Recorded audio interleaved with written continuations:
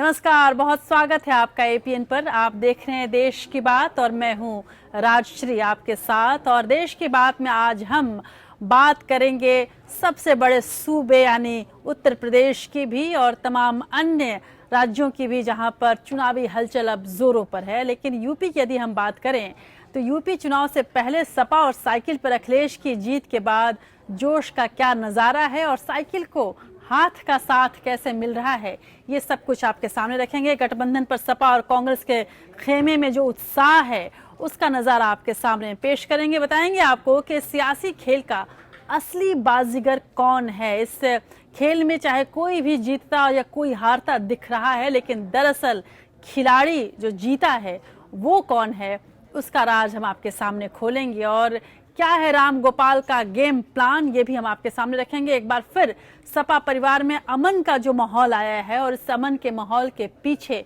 कौन से समझौते हुए हैं, किस तरह का माहौल बनाया गया है अखिलेश यादव की तरफ से और मुलायम सिंह यादव की क्या उसमें भूमिका रही है, ये सब कुछ आपके सामने होगा। अखिलेश के घोषणा पत्र में कौन कौन से तोहफे मिलने वाले हैं उत्तर प्रदेश को, ये आपको हम बताएंगे। और यूपी में जब चुनावी जंग के लिए पर्चे दाखिल करने का जो काम है वो शुरू हुआ है और इससे तमाम सियासी दल किस तरह से ले रहे हैं, ये सब आपके सामने हम रखेंगे, समझेंगे। उम्मीदवारों के चुनाव में बीजेपी का क्या गणित है और चुनाव से पहले नेताओं के रूठने मनाने का जो दौर है वो भी हम देखेंगे। और साथ ही कहां पर कांग्रेस को बड़ा झटका लगने की उम्मीद है, ये हम आपको बताएंगे। और दिखाएंगे आपको कि नोटबंदी के बाद कितने सुधरे हैं हालात, वाकई सुधरे भी हैं या बस कहा जा रहा है कि सुधर गए हैं, ये पूरा रियलिटी चेक आपके सामने रखेंगे। चुनावी माहौल में मदरसों में भी मिड डे मील देने का जो सरकार ने ऐलान किया है उससे कैसे लिया जाना चाहिए, ये सब कुछ आपको बताएंगे। और क्रिकेट के बाद दूसरे खेलों में चल रहे खेल पर सुप्रीम कोर्ट की जो नज़र है उसके बारे में भी आपको हम बताएंगे। साथ में अंतर्राष्ट्रीय खबरें भी होंगी। डोनाल्ड ट्रंप का जो शपथ ग्रहण समारोह होने वाला है उसकी कैसी तैयारी चल रही है उसका हम जायजा आपके सामने रखेंगे। ठंड हर तरफ पड़ रही है, इसमें पूरे देश में ठंड का क्या माहौल है ये भी आपको बताएंगे। बात साहित्य की भी होगी, इतिहास की भी होगी और फिल्म की भी। तो चलिए शुरू करते हैं देश की बात के इस नए सफर को।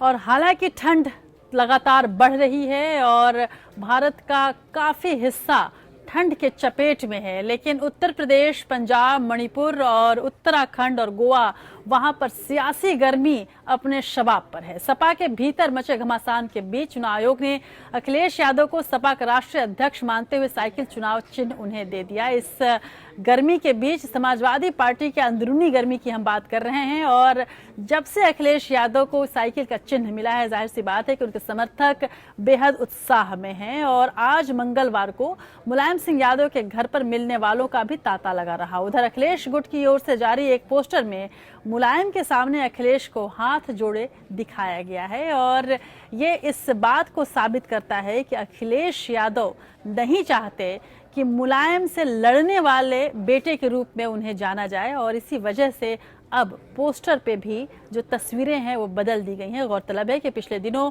एक एड आया था और एक प्रमोशनल एड जो था वो कुछ इस तरह का था जिसमें मुलायम सिंह यादव का जिक्र तक नहीं था।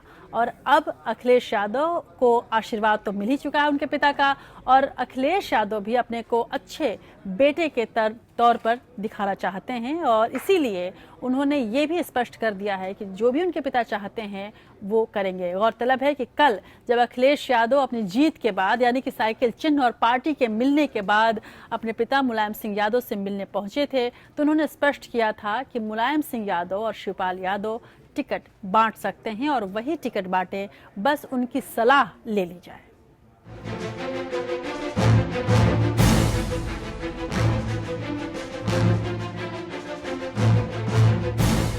चुनाव आयोग में फतह के बाद अखिलेश गुट की ओर से 2 पोस्टर जारी किए गए हैं। एक पोस्टर में मुलायम सिंह की बड़ी सी तस्वीर के सामने छोटे से अखिलेश हाथ जोड़े खड़े हैं और दूसरे में मुलायम के चेहरे के पीछे अखिलेश का चेहरा है और दोनों पोस्टरों में लिखा है कि आपकी साइकिल सदा चलेगी आपके नाम से। यह कोशिश शायद इसलिए है कि कहीं जनता में यह संदेश न चला जाए कि बेटे ने पिता से सत्ता हथिया ली और चुनाव में इसका खामियाजा न भुगतना पड़े।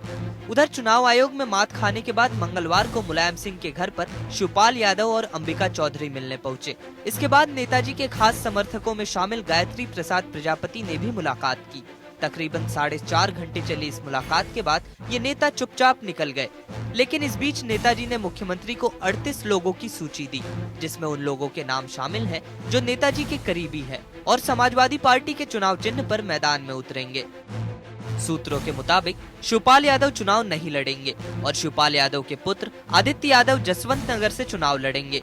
लिस्ट में ओम प्रकाश सिंह, नारद राय और शादाब फातिमा का भी नाम शामिल है। मुलायम सिंह यादव कोई प्रत्याशी मैदान में नहीं उतारेंगे। अखिलेश यादव सूची तैयार कर मुलायम सिंह से अंतिम मुहर लगवाएंगे। मुलायम सिंह यादव संरक्षक के तौर पर मुहर लगाएंगे। हालांकि यह कहा जा रहा है कि अखिलेश चाहते हैं कि जसवंत नगर से चाचा यानी शिवपाल ही चुनाव लड़े। इन तमाम बातों पर गौर करें तो साफ है कि पार्टी में अब कोई टूट नहीं है। अटकलें कई लगाई गई कि नेताजी लोकदल के साथ मंच साझा करके चुनाव में ताल ठोकेंगे। ये भी खबर आई कि अखिलेश के खिलाफ नेताजी अपने प्रत्याशी उतारेंगे। सोमवार को नेताजी भी अखिलेश पर भड़कते हुए नजर आए थे। इस बीच मुख्यमंत्री के करीबी और एमएलसी सुनील सिंह साजन ने कहा कि अब अखिलेश यादव के नेतृत्व में चुनाव में जाया जाएगा। वहीं आने वाले कुछ दिनों में गठबंधन की स्थिति भी साफ हो जाएगी। देखिए, समाजवादी पार्टी घोषणा पत्र को हमेशा नेताजी ने कहा कि पार्टी का घोषणा पत्र दस्तावेज की तरह होता है और जब जब समाजवादी पार्टी का घोषणा पत्र आया और सरकार आई तो सारी चीजें लागू की गईं, धरातल पर उतरी, जमीन पर उतरी। पिछले कुछ दिनों में सपा के भीतर जारी घमासान का पटाक्षेप हो चुका है। नेताजी और अखिलेश फिर पास पास है। ऐसे में नेताजी का साथ और गठबंधन के बाद कांग्रेस के हाथ के साथ अखिलेश को जनता कितना सराहेगी, ये देखना दिलचस्प होगा। विक्रम मिश्र, APN, लखनऊ। आमतौर पर यदि आप अखिलेश यादव और मुलायम सिंह यादव के साथ की तस्वीरें याद करें तो शायद ही कभी ऐसा हुआ हो जब अखिलेश ने मुलायम सिंह की शान में कोई गुस्ताखी की हो, लेकिन एक सहज बेटे की तरह जिद करते भी वो कभी दिखे नहीं आमतौर पर। हालांकि एक तो मौका ऐसा जरूर आया जब वो थोड़े नाराज दिखे, लेकिन वहां पर भी उन्होंने कोशिश जरूर की है मुलायम सिंह की इज्जत का ख्याल रखने का। और मुलायम सिंह यादव भी जब जब अखिलेश के सामने रहे या मंच उन्होंने साझा किया अखिलेश के साथ, वो एक पिता के तरह ही रहे। अब ऐसा लगता है कि इस जीत के बाद मुलायम सिंह यादव ने ये अच्छी तरह से मान लिया है कि वो अब एक ऐसे बेटे के पिता हैं जो कि आने वाले समय में उनकी पार्टी की धरोहर को आगे ले जाएगा शायद। और अब तक अखिलेश यादव कुछ इसी अंदाज में आगे बढ़ते दिख रहे हैं। आमतौर पर यदि मुलायम सिंह यादव समाजवादी पार्टी के नेता रहते हुए कांग्रेस के साथ गठबंधन नहीं कर पाए, बहुत आगे तक बात जाती रही लेकिन बात बिगड़ती रही। लेकिन अब समाजवादी परिवार के कलह में विजयी होने के बाद अखिलेश यादव चुनावी रणनीति और गठबंधन को अंतिम रूप देने में जुट गए हैं। जोश में भरी कांग्रेस के उत्तर प्रदेश प्रभारी गुलाम नबी आजाद ने तो ऐलानिया तौर पर कह भी दिया है कि सपा के साथ गठबंधन होगा। कैसे होगा, कितनी सीटों पर होगा, ये आने वाले दिनों में स्पष्ट हो जाएगा। वहीं शीला दीक्षित ने भी कांग्रेस की सीएम पद के चेहरे के तौर पर अपना नाम वापस लेने की घोषणा कर दी है। बीजेपी और बीएसपी इसे समाजवादी पार्टी और कांग्रेस की हताशा बता रही है, लेकिन अब देखना होगा कि सपा को और कांग्रेस को इस साथ का कितना फायदा होता है। पिता मुलायम से सपा में वर्चस्व की जंग जीत लेने के बाद अब अखिलेश यादव यूपी की सियासी जमीन पर विपक्ष को पटखनी देने की योजना में जुट गए हैं। कांग्रेस का हाथ भी अखिलेश की साइकिल को और रफ्तार देने के लिए तैयार दिखाई दे रहा है। अब तक गठबंधन को लेकर कोई ऐलान तो नहीं हुआ है, लेकिन जल्द ही बिहार की तर्ज पर यूपी में भी सपा, कांग्रेस और आरएलडी साथ साथ नजर आ सकते हैं। कांग्रेस से महागठबंधन होगा, ये अखिलेश यादव जी तय करेंगे, लेकिन मुझे उम्मीद है कि होगा। रामगोपाल यादव के इस बयान ने सपा और कांग्रेस के बीच महागठबंधन के संकेत दिए, तो एक कदम आगे बढ़कर कांग्रेस ने भी इसे हाथों हाथ लिया। कांग्रेस को अपने ऊपर कितना भरोसा और इस गठबंधन से कितनी उम्मीदें हैं, इसकी तस्दीक की शीला दीक्षित ने, जो आसानी से अखिलेश के लिए मुख्यमंत्री पद की उम्मीदवारी छोड़ने को तैयार हो गई हैं। इस वक्त सिर्फ इतना बताया क्योंकि हमारे जो पत्रकार हैं, चाहे वो इलेक्ट्रॉनिक मीडिया के हैं, प्रिंट मीडिया के हैं, बड़े दिनों से इंतजार कर रहे थे और पूछ रहे थे होगा नहीं होगा। तो आपकी ये जो चिंता थी उसको दूर करने के लिए अभी सिर्फ हमने बता दिया कि अलायंस होगा। The CM candidature, naturally, if two parties have come together and they both had different CM candidates, you can't have two candidates as CM. So I would like to gracefully withdraw. Sapa, Congress और RLD के बीच महागठबंधन की खबरों पर विपक्ष की पैनी नजर है। विपक्ष ने इसे सपा और कांग्रेस की हताशा करार दिया। 100 समझौते में सीटें उनकी जा रही हैं, तो जहां पर वो जीतने वाली थी, सपा का वोट कांग्रेस को या और किसी दल को ट्रांसफर नहीं होने वाला है। वो सारा का सारा वोट फिर इन सीटों का भारतीय जनता पार्टी के पास आने वाला है, इसलिए भाजपा को तो लाभ इससे होने जा रहा है। एक गेट की पार्टी, एक उत्तर प्रदेश में खनन और भू माफिया की पार्टी, दूसरा राजनीतिक तौर पर ये जो अधपकी खिचड़ी है जनता को पसंद नहीं आने वाली है। उत्तर प्रदेश में अपनी जमीन खो चुकी कांग्रेस के लिए अखिलेश की साइकिल पर बैठकर सत्ता की गलियारों तक पहुंचने का मौका है, तो अखिलेश यादव भी घर में मची कलह से हुए नुकसान की भरपाई कांग्रेस की मदद से करना चाहते हैं। Bureau report, APN। Akhilesh Yadav ने कांग्रेस के साथ गठबंधन के लिए मुलायम सिंह यादव को भी मनाने की कोशिश की थी और यहां तक भी दावा किया था कि गठबंधन हो जाने से वे राज्य की कुल 403 सीटों में से 300 पर जीत हासिल कर पाएंगे, क्योंकि इस गठबंधन के अस्तित्व में आने से मुस्लिम वोट पूरी तरह से एकजुट हो जाएगा। अब संभावना ये जताई जा रही है कि गठबंधन में कांग्रेस को 75 से 80 सीटें मिल सकती हैं, जबकि आरएलडी को सपा 20 से 30 सीटें देगी।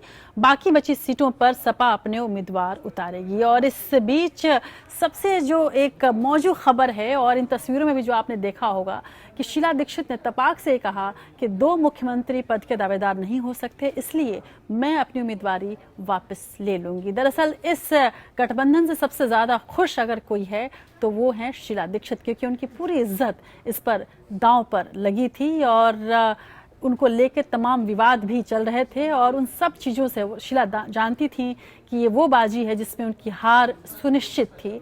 अब कम से कम शीला दीक्षित इस पूरे कलंक से बच जाएंगी और आने वाले दिनों में उनका राजनीतिक भविष्य भी काफ़ी हद तक सुरक्षित रह सकता है। और तलब है कि यूपी में हार के बाद शायद ही शीला दीक्षित का कोई राजनीतिक भविष्य रहता है। इस वजह से भी शीला दीक्षित सबसे ज़्यादा खुश हैं।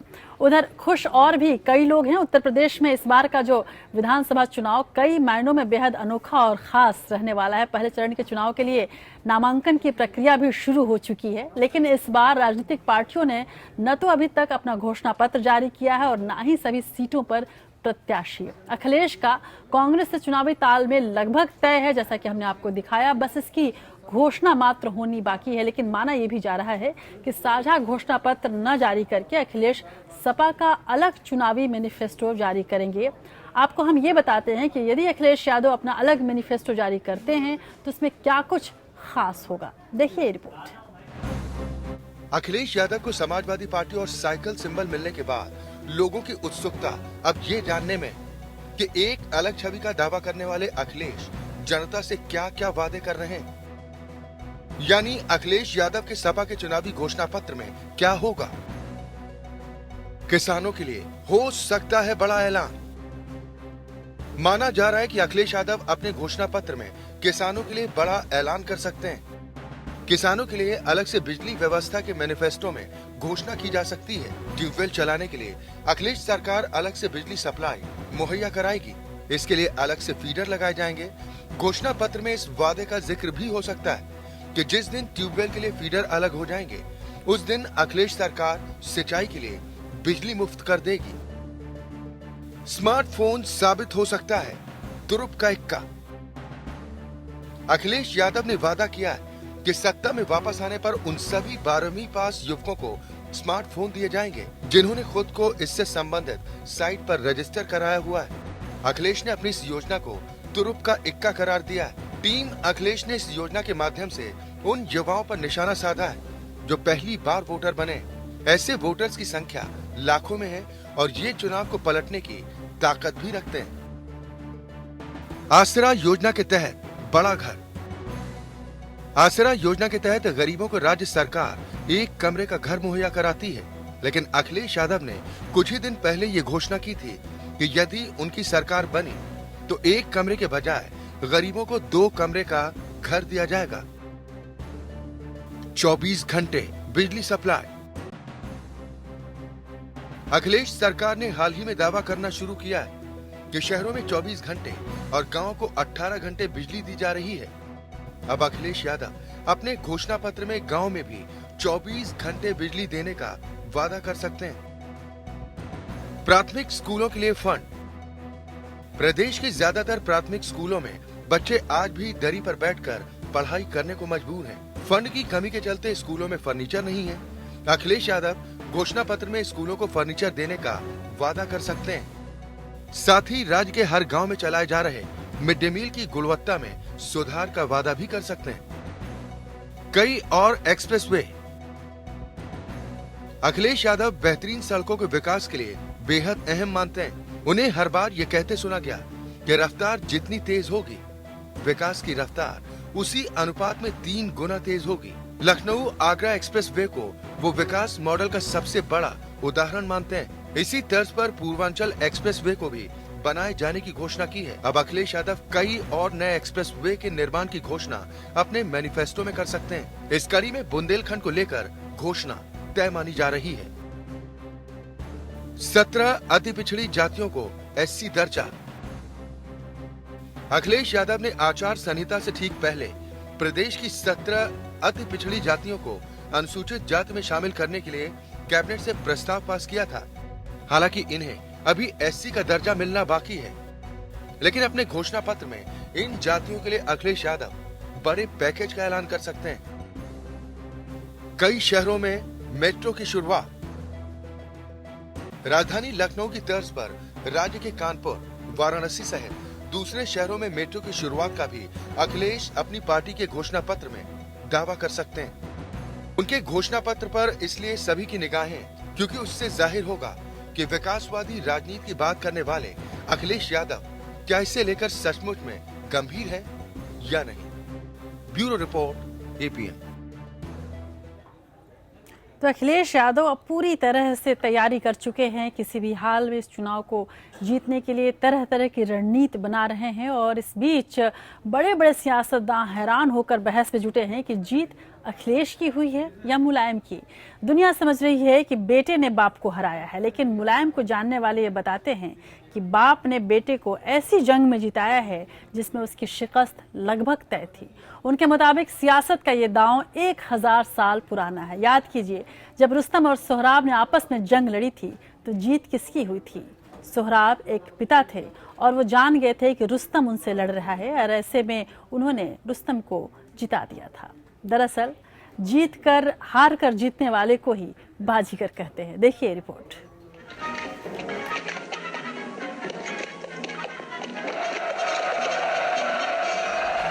वक्त बदल गया है, हथियार बदल गए हैं, किरदार भी आपस में अदल बदल गए हैं, लेकिन शाहकार नहीं बदले। जनाब, ये वो दास्तान रुस्तम सोहराब है जो फिरदौसी ने नहीं, आज के दौर में लिखी गई है। इस किस्से में मुलायम सिंह रुस्तम नहीं, रुस्तम से बेहतर अदाकार साबित हुए हैं। हर शख्स उधेड़बुन में है कि आखिर ये हुआ क्या। नगाड़े बजे, मैदाने जंग सजा, शमशीरें खींची, एक दूसरे पर वार पलटवार भी हुए, लेकिन खून का एक कतरा न निकला। लोग पूछते हैं कि कत्ल किए हो या करामात किए हो। बागी शहजादे की तरह अखिलेश ने सल्तनत के खिलाफ बगावत तो कर दी।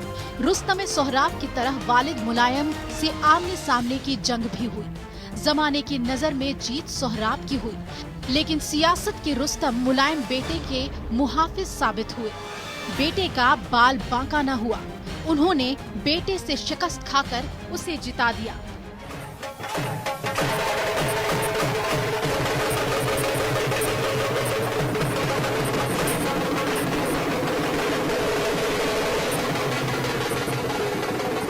फिरदौसी का रुस्तम अपने खून को पहचान नहीं पाया, लेकिन यहाँ खून खून की तरफ दौड़ा। 1-2 बार पैंतरे दिखाए, लेकिन जीत आखिर में सोहराब को बख्शी। कभी कभी जीतने के लिए कुछ हारना भी पड़ता है, और हार कर जीतने वाले को बाजीगर कहते हैं। मजे की बात ये है कि सपा के रुस्तम अपने सोहराब के ही दुश्मन खेमे के सिरमौर बन गए। अपने लाडले से खुद तलवारबाजी करते रहे और चाचाओं को नापाक नजर डालने का मौका ही न दिया। दुनिया कहती रही कि सियासत जो न कराए, बेटे को बाप के खिलाफ खड़ा करती है, लेकिन भूलिए मत जनाब, इस किरदार को मुलायम कहते हैं। आज के दौर की सियासत का रुस्तम। बागियों की बागडोर अगर मुलायम न थामते तो समाजवादी फौज के बंटवारे का भय था। बड़ा धड़ा चाचाओं के हिस्से में जाना तय था। अब अखिलेश की शिकस्त का खतरा था, लेकिन आज की सियासत के रुस्तम मुलायम सिंह ने बेटे पर वार कर मौका किसी को तब तक नहीं दिया जब तक अखिलेश ने समाजवादी किला फतह नहीं कर लिया। पार्टी के तख्त पर सोहराब की ताजपोशी के बाद अब बागी भी कोर्निश बजाने के लिए मजबूर हो गए हैं। नेताजी सिर्फ रुस्तम नहीं, सबको रुस्तमे सियासत कबूल हो गए हैं। सांप भी मर गया, लाठी भी न टूटी। इसे कहते हैं मुलायम सिंह, जिसे सियासत का बाजीगर कहते हैं। कभी कभी जीतने के लिए कुछ हारना भी पड़ता है, और हार कर जीतने वाले को बाजीगर कहते हैं। Bureau report, APN।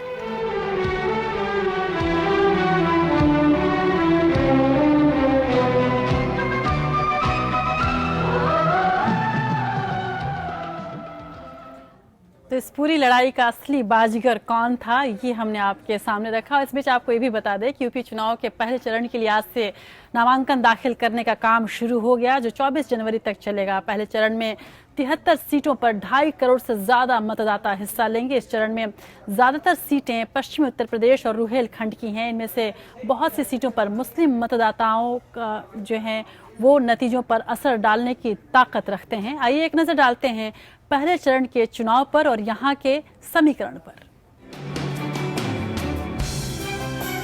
यूपी में 17वीं विधानसभा के पहले चरण की 73 विधानसभा सीटों के लिए चुनावी अधिसूचना जारी हो गई है।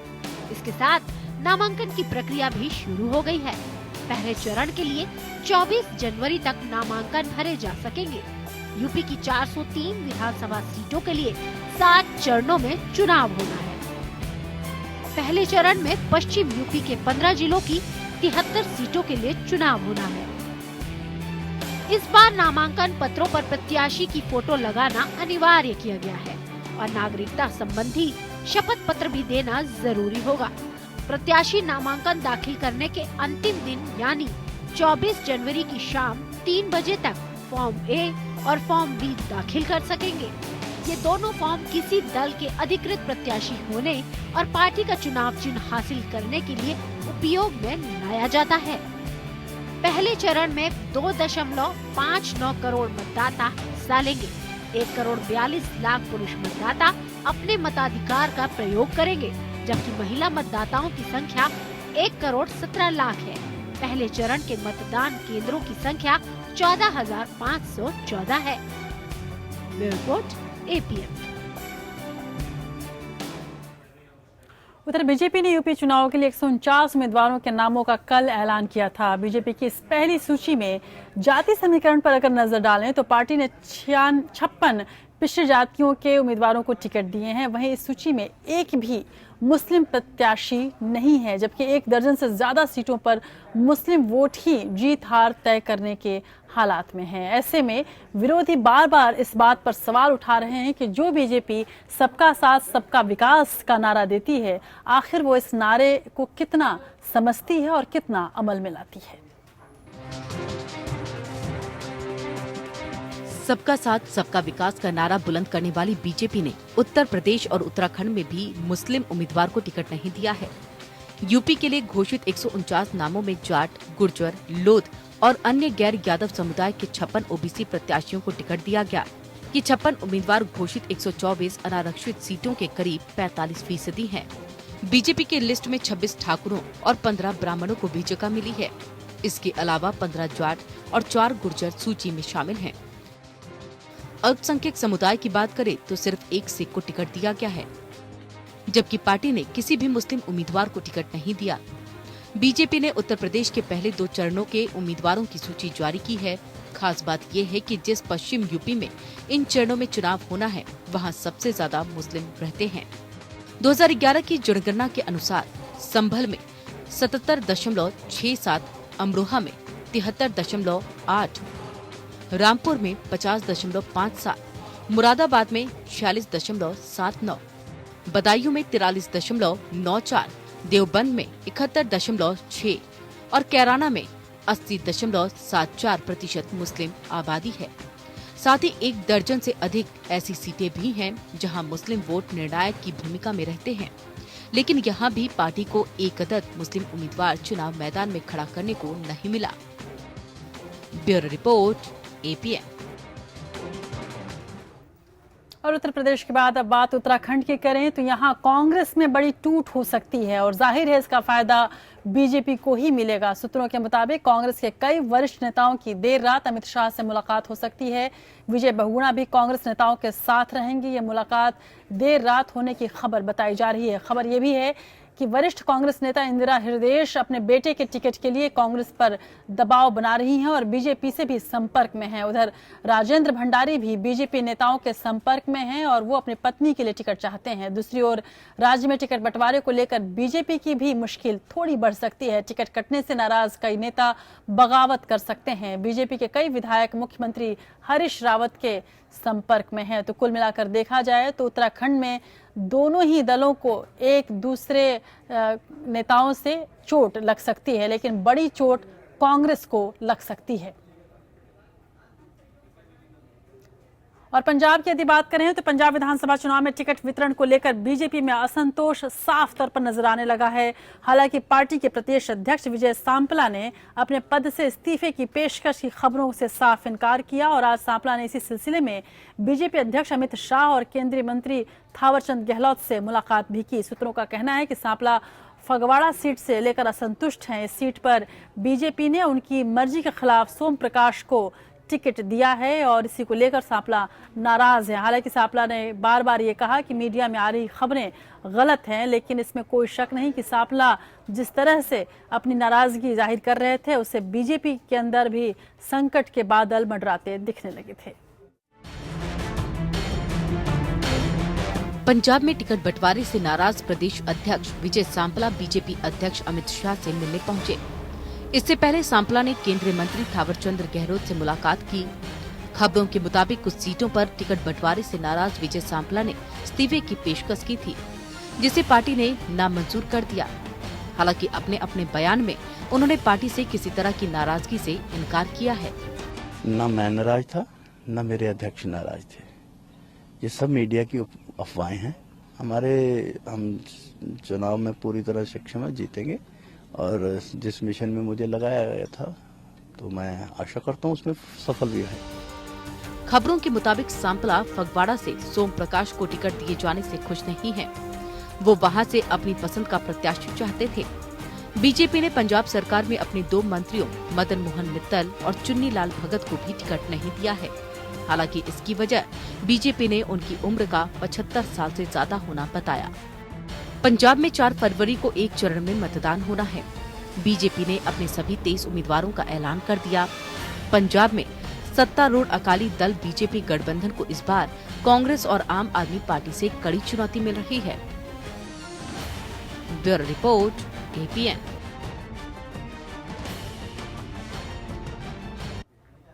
दरअसल विजय सांपला फगवाड़ा से सोम प्रकाश को प्रत्याशी बनाए जाने से नाराज है। जैसा कि हमने आपको बताया, पिछले दिनों सांपला की विजय संकल्प रथ यात्रा के दौरान सोम प्रकाश पर विवाद शुरू करने का आरोप भी लगा था।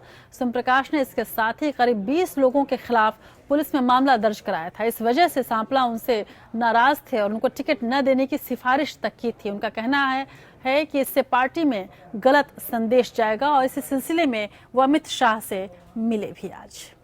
और उधर बात करें 5 राज्यों में चुनावी माहौल के बीच कुछ अन्य तरह के ऐलान की, जिसका सीधा असर आने वाले दिनों में इन राज्यों पर भी पड़ सकता है। तो ये ऐलान हुआ है कि विज्ञान और गणित जैसे विषय पढ़ाने वाले मदरसों में मिड डे मील दिया जाएगा और केंद्र सरकार ने यह ऐलान किया है। केंद्रीय मंत्री मुख्तार अब्बास नकवी ने आज अल्पसंख्यक आयोग की सालाना बैठक के बाद ये ऐलान किया है। उन्होंने कहा कि मदरसों के प्रतिनिधियों के साथ एक बैठक में इस मसले पर भी सुझाव मांगे गए थे।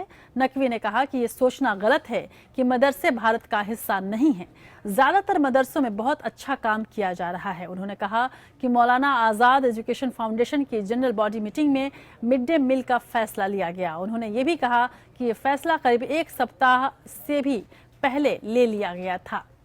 गौरतलब है कि आज ही एक तरह से नोटिफिकेशन शुरू हो गया है वहाँ पर उत्तर प्रदेश में और अन्य राज्यों में भी, खासकर उत्तर प्रदेश में आज पहले दौर का नामांकन शुरू हुआ और ऐसे में इस घोषणा से विवाद हो सकता था। इसीलिए नकवी ने ये स्पष्ट किया था कि ये फैसला पहले ही ले लिया गया है।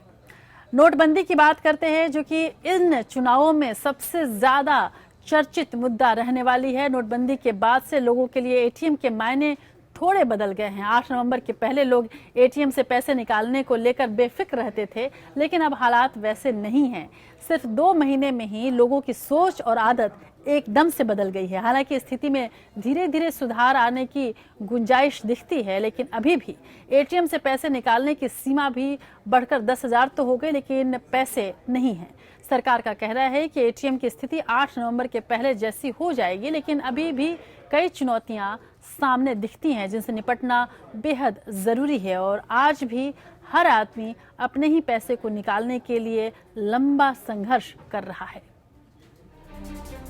एक और जहां पहले एटीएम से पैसे निकालने की औसतन राशि 4,500 रुपए थी, वहीं अब लिमिट 10,000 होने के बाद भी सबको आसानी से पैसा नहीं मिल पा रहा। अभी भी एटीएम पहले जैसी स्थिति में नहीं आ पाए।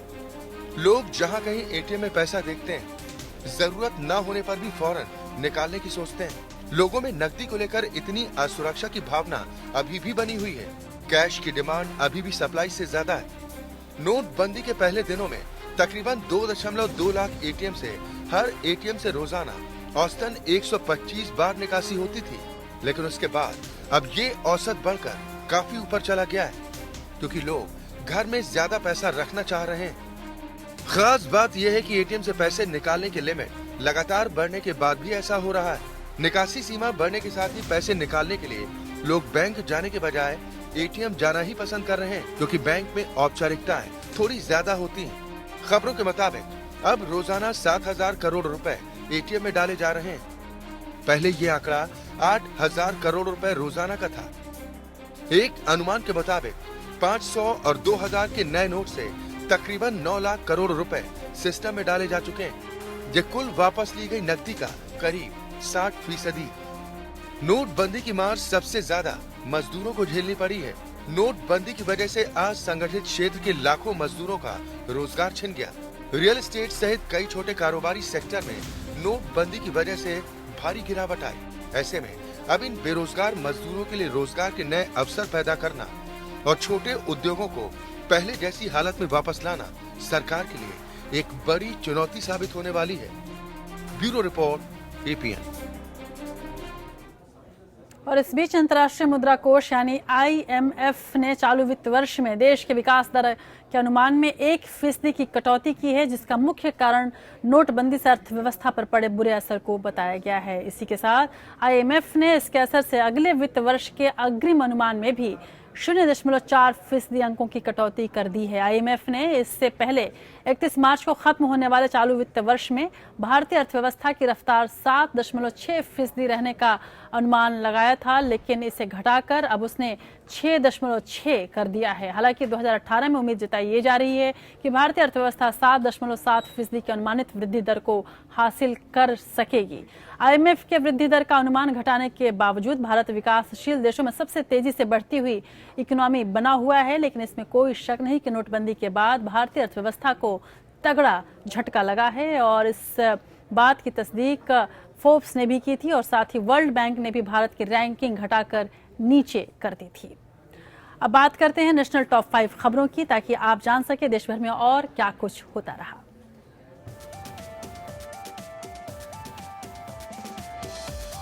मोदी सरकार के मंत्री पीयूष गोयल की एक मीटिंग में तिरंगा उल्टा लगा हुआ था। उसकी फोटो ट्विटर पर सामने आई है। यह मीटिंग अबू धाबी में हुई थी। दरअसल केंद्रीय ऊर्जा मंत्री पीयूष गोयल अबू धाबी में वहां के ऊर्जा मंत्री से मिलने के लिए गए हुए थे। पिछले हफ्ते हुई इस मुलाकात में सऊदी सरकार की बड़ी चूक सामने आई, जिस पर गोयल का ध्यान नहीं गया। जयललिता के निधन के 40 दिन बाद उनकी भतीजी दीपा जयकुमार ने मंगलवार को अपने राजनीतिक महत्वाकांक्षाओं को सामने रखा। उन्होंने कहा कि वह अपनी बुआ के पद चिन्हों पर चलना चाहेंगी और राजनीति में उतरेंगी। उनकी रणनीति क्या होगी ये बताने के लिए उन्होंने पूर्व मुख्यमंत्री की जयंती का दिन यानी 24 फरवरी को चुना है। 6 महीने बाद गुजरात लौटने पर हार्दिक पटेल ने प्रधानमंत्री नरेंद्र मोदी पर बड़ा हमला बोला है। अपने समर्थकों को संबोधित करते हुए उन्होंने खादी कैलेंडर मामले के जरिए पीएम पर निशाना साधा। उन्होंने कहा कि 2 लाख रुपए का सूट पहनते हैं और खुद को गांधी बताते हैं। यूपी बोर्ड की हाई स्कूल और इंटरमीडिएट की परीक्षाएं अब 16 मार्च से शुरू होंगी। निर्वाचन आयोग ने यूपी बोर्ड के नए परीक्षा कार्यक्रम को मंजूरी दे दी है। हालांकि परीक्षा का विस्तृत कार्यक्रम जारी होना अभी बाकी है। दुनिया के सबसे बड़े क्रिकेट स्टेडियम के निर्माण का कार्य गुजरात के अहमदाबाद में शुरू हो गया है। बताया जा रहा है कि दर्शक क्षमता के हिसाब से यह दुनिया का सबसे बड़ा स्टेडियम होगा। इस स्टेडियम में करीब 1,10,000 लोग एक साथ बैठकर मैच का आनंद उठा सकेंगे।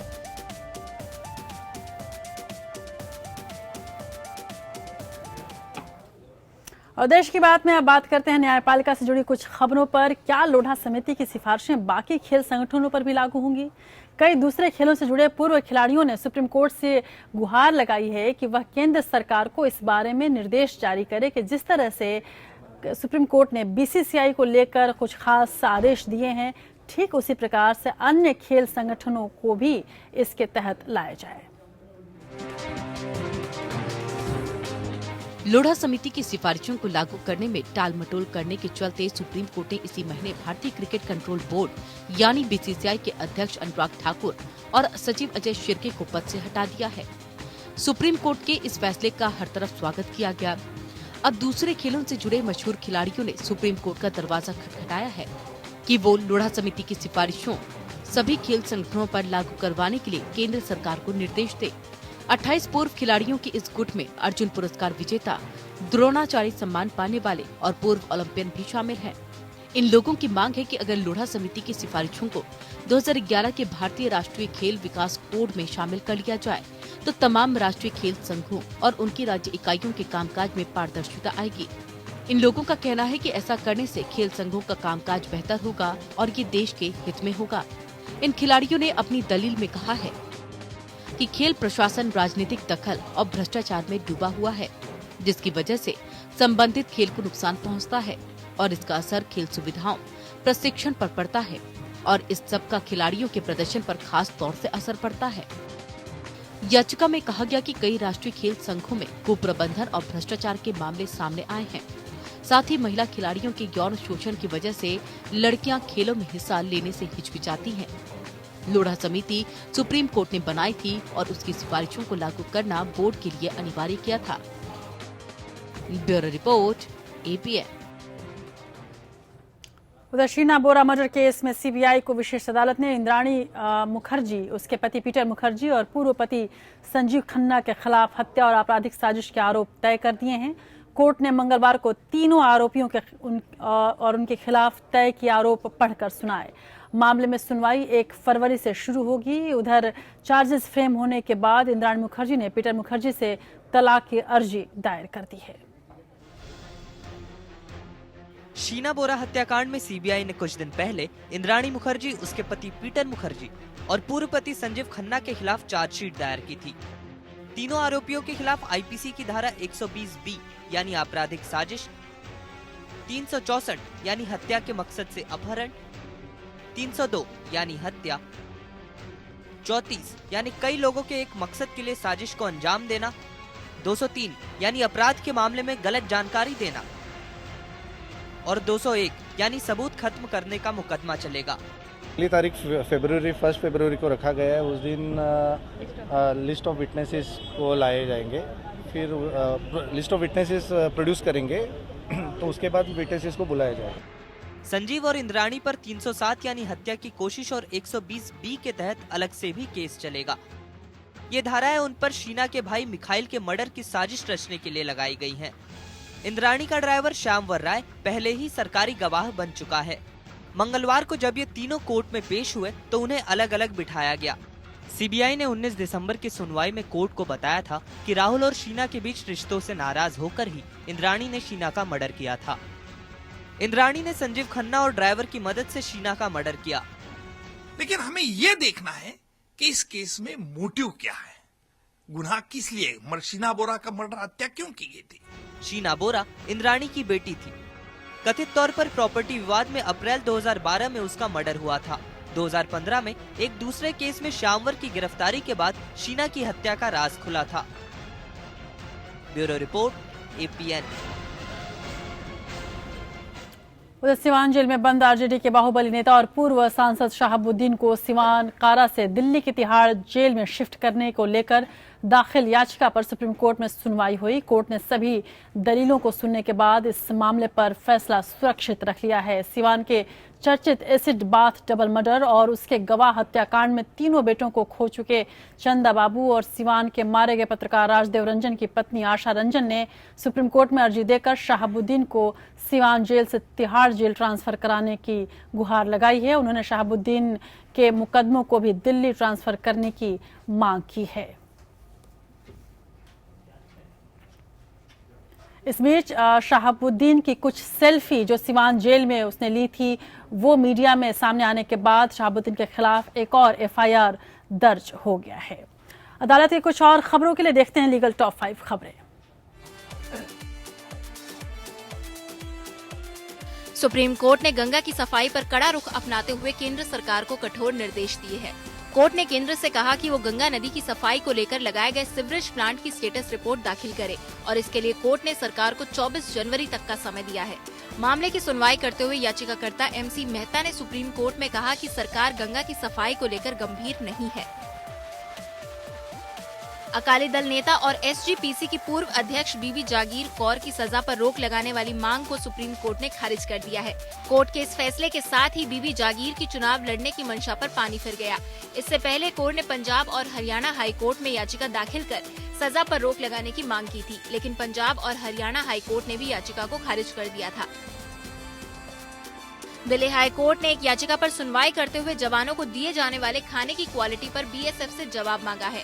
हाई कोर्ट ने सभी अर्धसैनिक बलों के अलावा गृह मंत्रालय से भी इस मामले में जवाब मांगा।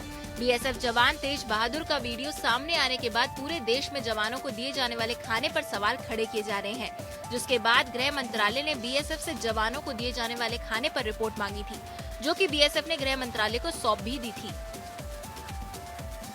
दिल्ली हाई कोर्ट ने इस्लामिक प्रचारक जाकिर नाइक की उस याचिका पर सुनवाई टाल दी, जिसमें उन्होंने अपने गैर सरकारी संगठन इस्लामिक रिसर्च फाउंडेशन को प्रतिबंधित किए जाने के केंद्र सरकार के फैसले को चुनौती दी है। जस्टिस संजीव सचदेवा ने मामले की सुनवाई 23 जनवरी तक के लिए टाल दी। वहीं कोर्ट ने केंद्र सरकार से संस्था पर प्रतिबंध लगाए जाने से संबंधित रिकॉर्ड पेश करने के लिए कहा है। नेशनल ग्रीन ट्रिब्यूनल में दिल्ली हवाई अड्डे के पास ध्वनि प्रदूषण के बारे में दायर याचिका पर सुनवाई हुई। याचिकाकर्ता ने NGT से कहा कि दुनिया में सैकड़ों देशों में उड़ानों से होने वाले ध्वनि प्रदूषण को रोकने के लिए इंतजाम है। वहीं केंद्र सरकार ने कहा कि उड़ानों से आवाज को रोकने के लिए हम कुछ नहीं कर सकते। मामले की अगली सुनवाई 22 फरवरी को होगी।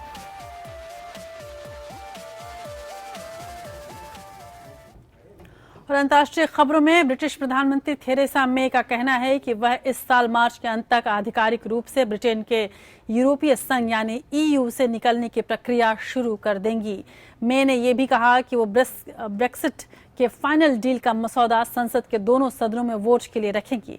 थेरेसा ने कहा कि उन्हें उम्मीद है कि EU की बाकी सदस्य इस प्रक्रिया में ब्रिटेन की मदद करेंगे। इस बीच आने वाले हफ्तों में ब्रिटेन का सुप्रीम कोर्ट भी देश की संसद में ब्रेक्सिट पर वोटिंग को लेकर अपना फैसला सुना सकता है। ब्रिटेन की प्रधानमंत्री थेरेसा मे ने लंदन में एक संबोधन के दौरान कहा कि ब्रेक्सिट छोड़ने से पहले यूरोपियन यूनियन के साथ तय हुए अंतिम मसौदों को हाउस ऑफ कॉमन्स और हाउस ऑफ लॉर्ड्स के समक्ष सहमति के लिए रखा जाएगा। मे ने कहा कि उनका देश पूरी तरह EU से बाहर निकल जाएगा और इस मुद्दे पर कोई भी बीच का रास्ता स्वीकार नहीं होगा। ब्रिटेन एक आजाद मुल्क की हैसियत से EU में अपने मित्र देशों के साथ नए समझौते करेगा। मे ने जोर देकर कहा कि उनका कर्तव्य है कि ब्रिटेन अपनी शर्तों पर EU से बाहर निकले। आने वाले हफ्तों में ब्रिटेन का सुप्रीम कोर्ट भी देश की संसद में ब्रेक्सिट पर वोटिंग को लेकर अपना फैसला सुना सकता है। हाल में ब्रिटिश प्रधानमंत्री की ब्रेक्सिट नीति की आलोचना हुई है। विरोध में EU में ब्रिटेन के एम्बेसडर इवान रॉजर्स ने इस्तीफा दे दिया। इस्तीफे से पहले ब्रेक्सिट पर EU के प्रमुख वार्ताकार माइकल बार्नियर ने मसौदा तैयार करने में हो रही देरी को लेकर ब्रिटेन को सचेत किया था। दरअसल 2015 आम चुनाव में ब्रिटेन के पूर्व प्रधानमंत्री डेविड कैमरून ने वादा किया था कि अगर वो चुनाव जीतते हैं तो जनमत संग्रह कराएंगे और फिर इस जनमत संग्रह में ब्रिटेन के वोटरों ने मामूली बहुमत के आधार पर यूरोपीय संघ से बाहर निकलने यानी ब्रेक्सिट का फैसला किया। ब्रेक्सिट के पक्ष में करीब 52% और यूरोपीय संघ के साथ रहने के पक्ष में 48% वोट पड़े। ब्रेक्सिट के पक्षकारों का कहना है कि जब से ब्रिटेन ने 1975 में ईयू में रहने के पक्ष में वोट किया, ब्रिटेन की ईयू में कभी चली ही नहीं। इन लोगों का तर्क है कि तब से लेकर अब तक यूरोपीय संघ काफी बदल गया है और ब्रिटेन की लोगों की जिंदगियों पर इसका ज्यादा नियंत्रण हो गया है। इन लोगों का मानना है कि यूरोपीय संघ ब्रिटेन को पीछे खींच रहा है। उनके मुताबिक ईयू व्यापार के लिए बहुत सारी शर्तें थोपता है और कई बिलियन पाउंड सालाना मेंबरशिप शुल्क वसूलता है, लेकिन बदले में ज्यादा फायदा नहीं होता। वो चाहते हैं कि ब्रिटेन पूरी तरह से दोबारा अपनी सीमाओं पर नियंत्रण पाले और उनके देश में काम या रहने के लिए आने वाले लोगों की संख्या घटा दे। इस यूरोपीय संघ जिसे ईयू कहा जाता है, इसमें 28 यूरोपीय देशों की आर्थिक और राजनीतिक भागीदारी है। द्वितीय विश्व युद्ध के बाद आर्थिक सहयोग बढ़ाने के लिए यूरोपीय संघ का निर्माण हुआ। इसके पीछे सोच ये थी कि जो देश एक साथ व्यापार करेंगे वो एक दूसरे के खिलाफ युद्ध करने से बचेंगे। तब से लेकर अब तक ये एक बाजार के तौर पर विकसित हुआ। इसकी अपनी मुद्रा है यूरो, जो 19 सदस्य देश इस्तेमाल करते हैं।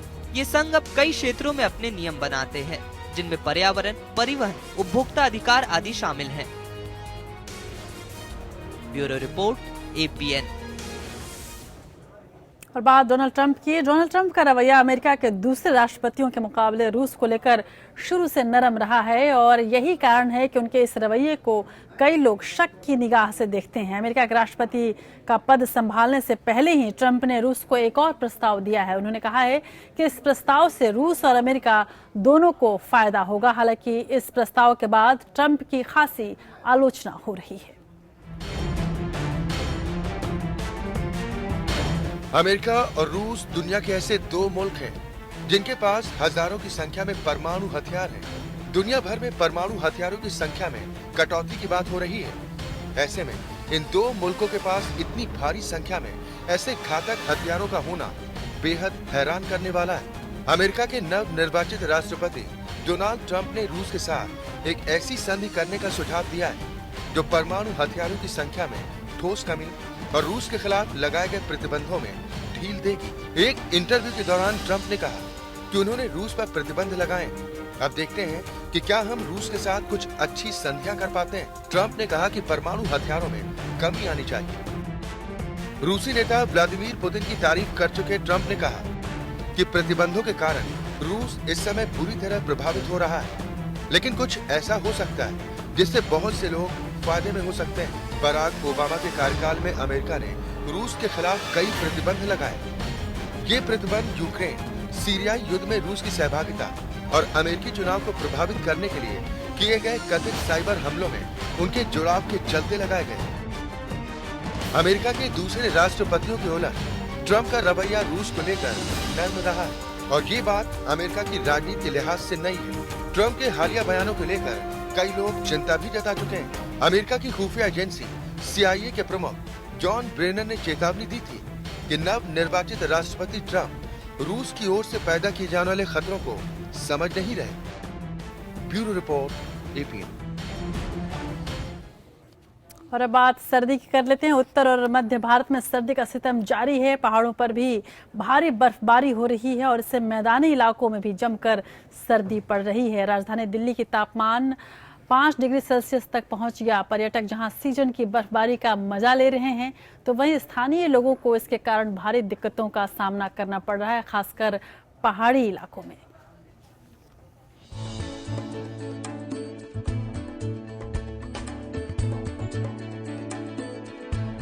पूरा उत्तर भारत बर्फबारी की वजह से भीषण ठंड की चपेट में है।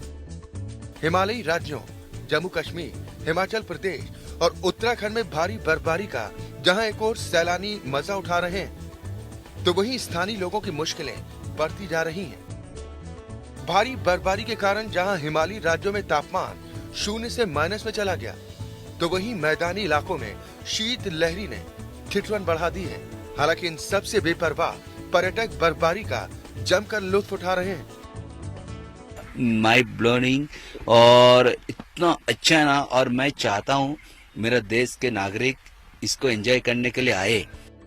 हिमाचल प्रदेश के शिमला और मनाली में पर्यटक बर्फ में खूब मौज मस्ती कर रहे हैं, लेकिन इससे मनाली में बिजली पानी के रास्ते बंद होने से दिक्कत भी हो रही है। कश्मीर घाटी में भी भारी बर्फबारी हो रही है। जम्मू श्रीनगर हाईवे बंद है तो आम सड़कें भी बर्फ से ढकी हुई हैं। अगले कुछ और दिनों तक पहाड़ी इलाकों में बर्फबारी होने की संभावना है। काफी जगह में बर्फबारी अभी 2 से 3 दिन जारी रहेगी, परंतु उसमें हैवी की संभावनाएं कम हो गई हैं, परंतु डिस्ट्रीब्यूशन वाइज काफी एरिया में होगी। बर्फबारी का असर हिमाचल के साथ साथ पंजाब, हरियाणा और दिल्ली सहित आसपास के राज्यों में भी देखने को मिल रहा है। राजधानी दिल्ली में तापमान 5 डिग्री सेल्सियस तक नीचे गिर गया, लेकिन पर्यटन के लिहाज से ये मौसम खासा फायदेमंद साबित हो रहा है। Bureau report, APN. और चलिए अब देश की बात के आखिरी पड़ाव में हम पहुंच चुके हैं, तो बात कर लेते हैं देश और दुनिया के इतिहास की।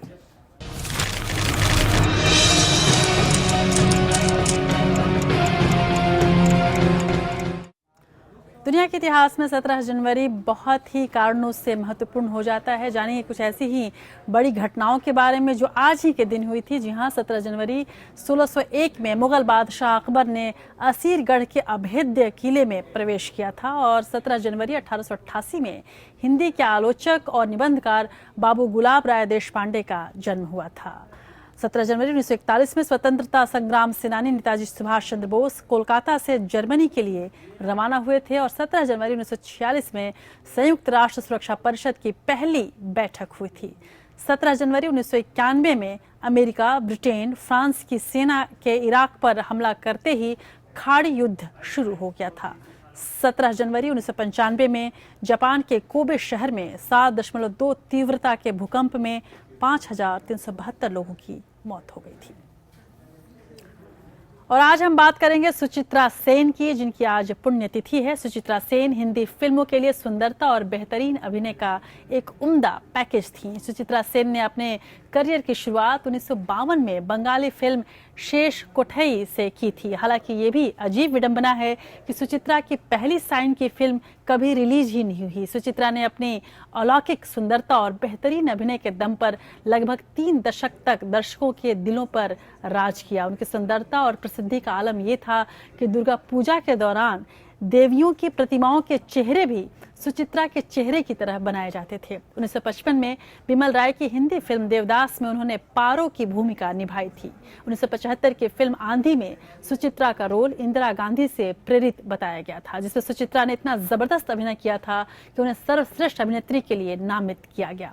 लगभग 25 साल के अभिनय करियर में उन्होंने कई बड़े पर्दे पर कई तरह के किरदार उन्हें निभाए और उसके बाद उन्होंने बड़े पर्दे से ऐसी दूरी बनाई कि लाइमलाइट से खुद को बिल्कुल अलग ही कर लिया। शायद इसी वजह से हिरनी जैसी आंखों वाली सुचित्रा की तुलना अक्सर हॉलीवुड की बेहतरीन अभिनेत्री ग्रेटा गार्बो से की जाती है। आज हम आपको उनके कुछ यादगार लम्हों के साथ छोड़ जाते हैं। मुझे दीजिए इजाजत। नमस्कार।